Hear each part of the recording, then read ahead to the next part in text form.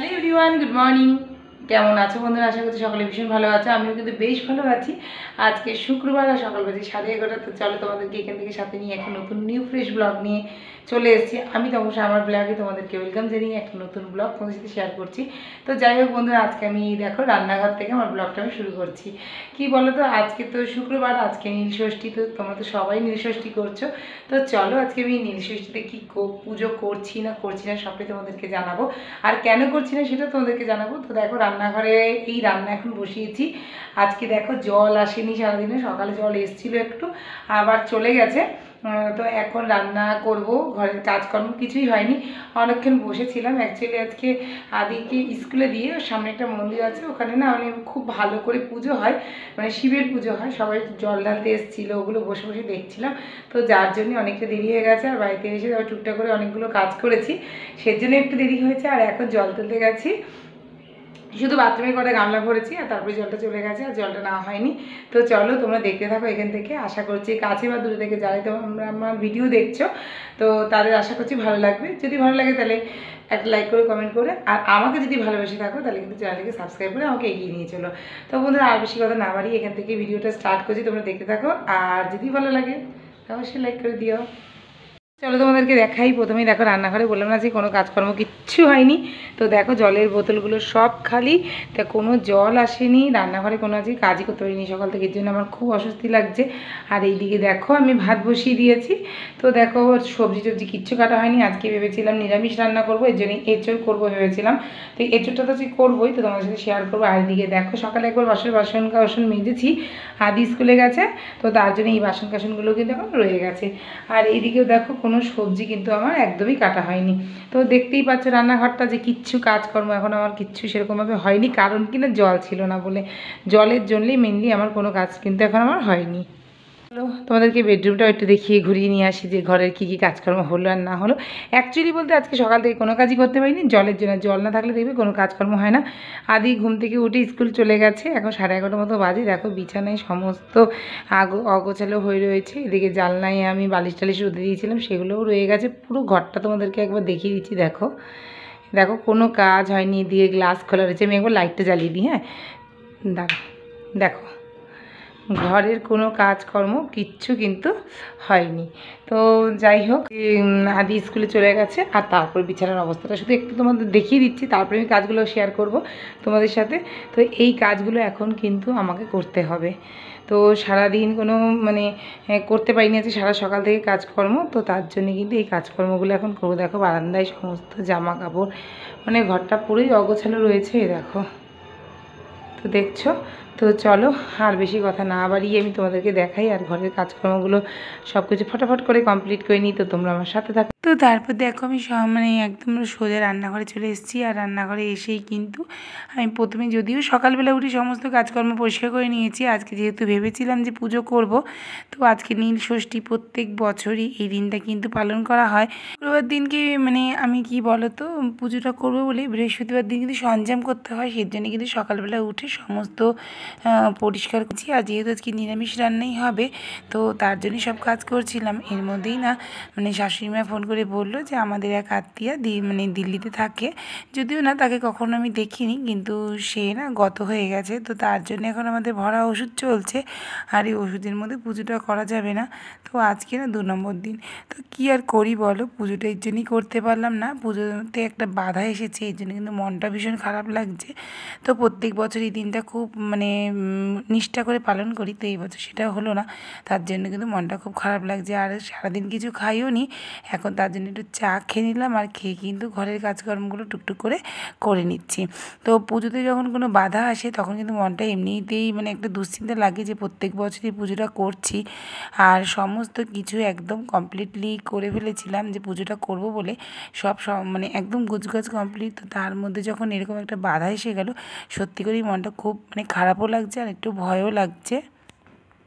আর দেখো এখন হচ্ছে বেডরুমটা গোছানো হয়ে গেছে, আর আদি হচ্ছে স্কুলে চলে যাওয়ার পরে কি খাটের অবস্থাটা করে রেখে গেছে, দেখো সেইগুলোই এখন আমি গুছিয়ে রাখছি। রান্নাটা এখনও পুরো কমপ্লিট হয়নি, তো যেইটুকুনি বাকি আছে তো করব, তার আগে ঘরটা একটু পরিষ্কার করে নিই। বেডরুমটা শুধু পরিষ্কার করা হয়েছে।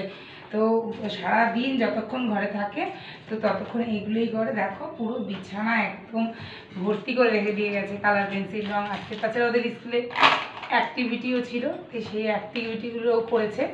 তো তার জন্য অনেকটা দেরি হয়ে গেছে বলে আর কিছুই গুছিয়ে রেখে দিতে পারিনি। দেখো সব এক ক্লাসা করে রেখেছে। এখন এগুলো আমি গোছাবো, তারপরে রান্নায় হাত দেবো।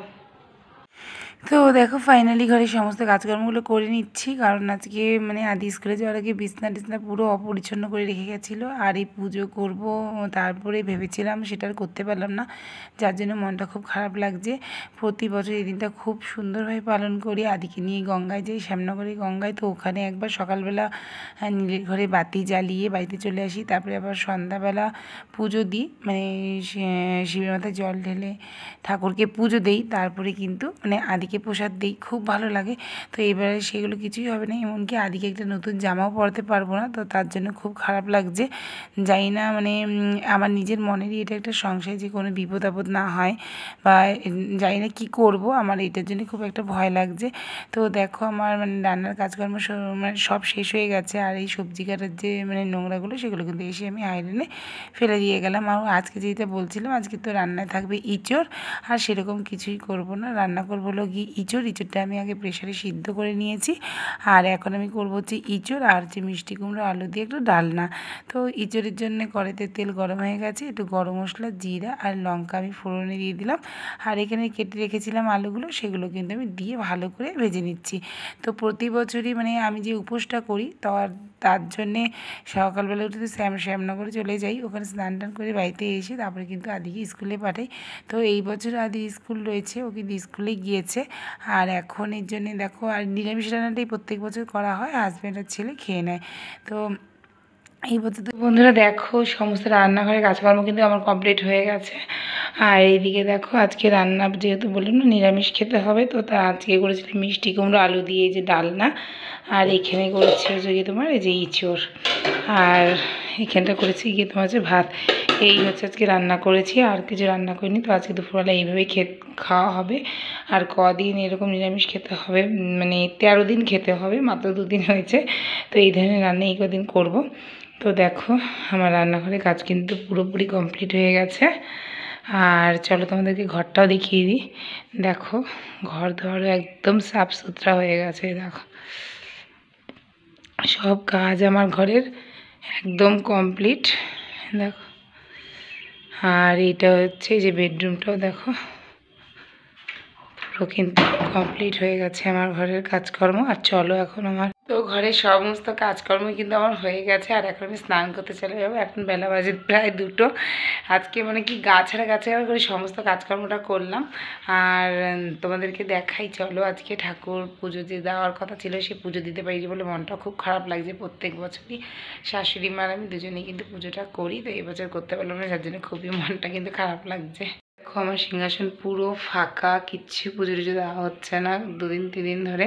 তো মনটাও খুব খারাপ লাগছে।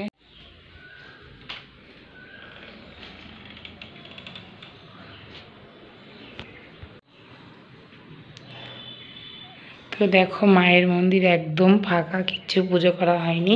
আর এখানে যে আমার গোপালজি থাকে, সেই গোপালজিকে আমি পাশের বাড়ির দিদির কাছে দিয়ে দিয়েছি, কারণ এই কদিন তো পুজো দিতে পারবো না। তো তার জন্যে এইভাবে 13টা দিন কাটাতে হবে, মানে মাত্র 2 দিন কেটেছে, এখনও তোমার 11 দিন কাটবে। তো 11 দিন পরে আমরা ধোয়া পাকলা করে সব কিছু ধোয়া মোছা করে কাছাকাছি কমপ্লিট করে তারপরে কিন্তু আমার পুজো দেওয়া শুরু হবে। তো ততদিন আমার গোপালজি কিন্তু আমাদের পাশের বাড়ির যে দিদি আছে তার কাছেই থাকবে। তো চলো তোমাদেরকে দেখিয়ে দিলাম যে কেন আমি মানে এই বছরই নীল পুজো করতে পারলাম না, নীল পুজোতে কেন বাধা এসছে তোমাদেরকে দেখালামই সেটা। আর হচ্ছে আমার ঘরের কাজকর্ম সব কমপ্লিট হয়ে গেছে, রান্না করা বাসন মাজা থেকে শুরু করে ঘরের সমস্ত কাজকর্মই কমপ্লিট হয়ে গেছে। আর এখন চলে যাবো স্নান করতে, প্রায় ঘড়িতে 2টো বাজে।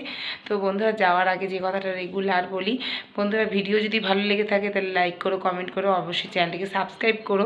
আর যারা চ্যানেলে নতুন আছো তাদেরকে অনুরোধ করবো তোমরা প্লিজ আমার ভিডিওটা স্কিপ না করে পুরো ভিডিওটা দেখো। আমার সব বন্ধুদের কাছে এটাই অনুরোধ রইল, তোমরা প্লিজ আমার ভিডিওটা পুরো দেখো। আর চ্যানেলে যারা নতুন আছো তারা নোটিফিকেশান পাওয়ার জন্য, নতুন নতুন ভিডিও পাওয়ার জন্যে চটপট করে চ্যানেলটাকে সাবস্ক্রাইব করে দিও। তো বন্ধুরা এই তোমাদের এত ভালোবাসা পাচ্ছি বলেই বারে বারে ইচ্ছে করে আরও নতুন নতুন ভিডিও করার। তো যাই হোক বন্ধুরা, আর বেশি কথা না বাড়িয়ে এখন তাহলে আমি চলে যাব, কারণ স্নান এখনও বাকি রয়েছে, তারপরে লাঞ্চ সার্ভ করতে হবে। তো আর বেশি কথা বলছি না, তো তোমরা খুব ভালো থেকো, সুস্থ থেকো। পরের ভিডিওতে তোমাদের সাথে আবার দেখা হবে। এখন থেকে তাহলে চললাম, টাটা।